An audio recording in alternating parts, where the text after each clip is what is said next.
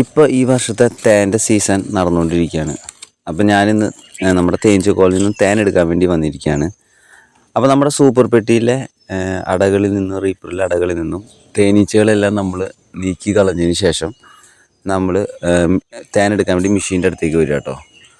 അപ്പോൾ നമ്മുടെ ഈ തേനീച്ച അടകൾ ചിലപ്പോൾ ഈച്ചകൾ കറക്റ്റ് ക്രമീകരണം ഇല്ലാണ്ടൊക്കെ ഉണ്ടാക്കാറുണ്ട്. ഇപ്പം നിങ്ങൾ കണ്ടില്ലേ, നമ്മുടെ ഈ സൂപ്പർ പെട്ടിയുടെ ഈ റീപ്പറിൻ്റെ ഉള്ളിൽ തന്നെ നമ്മൾ ഒതുങ്ങി നിൽക്കണം അടകൾ. ഈ എക്സ്ട്രാ അടകളൊക്കെ അവർ ഉണ്ടാക്കണതെല്ലാം നമ്മൾ ഇതുപോലെ കട്ട് ചെയ്ത് മാറ്റണം.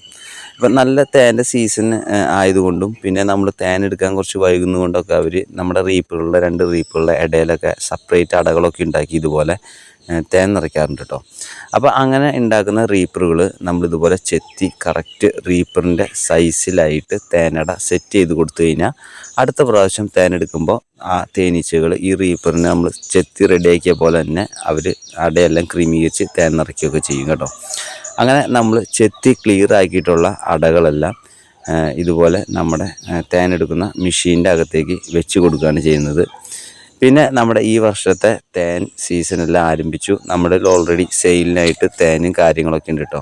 അപ്പോൾ ആർക്കെങ്കിലും തേൻ ആവശ്യമുള്ളവരുണ്ടെങ്കിൽ ഞാൻ നമ്മുടെ കമൻറ്റ് ബോക്സിൽ ഞാൻ ആദ്യമായിട്ട് എൻ്റെ നമ്പർ പിൻ ചെയ്തേക്കാം.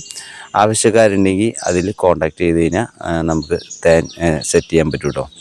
അങ്ങനെ നമ്മുടെ ഈ റീപ്പറിലെ എക്സ്ട്രാ പിടിപ്പിച്ചിട്ടുള്ള അടകളെല്ലാം ചെത്തി നമ്മൾ ക്ലിയറാക്കി നമ്മൾ മെഷീൻ്റെ അകത്തേക്ക് വെച്ചിട്ടുണ്ട്. ഇനിയിപ്പോൾ ഈ മെഷീനകത്ത് വെച്ച അടകൾ ഇതുപോലെ വെച്ചതിന് ശേഷം നമ്മളൊന്ന് കറക്കി കൊടുക്കുന്നു. അതിന് ശേഷം ഇതുപോലെ റീപ്പർ തിരിച്ച് വയ്ക്കുന്നു. അപ്പം നമ്മൾ ഒരു പ്രാവശ്യം 2 റീപ്പർ വെച്ചിട്ടാണ് നമ്മുടെ ഈ മെഷീനിൽ നമ്മളിങ്ങനെ കറക്കാറ്. അങ്ങനെ 2 അടകളും തിരിച്ച് വെച്ചതിന് ശേഷം വീണ്ടും ഇതുപോലെ കറക്കുന്നു. അപ്പോൾ 2 സൈഡിലുള്ള തേനുകളെല്ലാം തെറിച്ച് നമ്മുടെ മെഷീനിലേക്ക് വീഴുന്നു.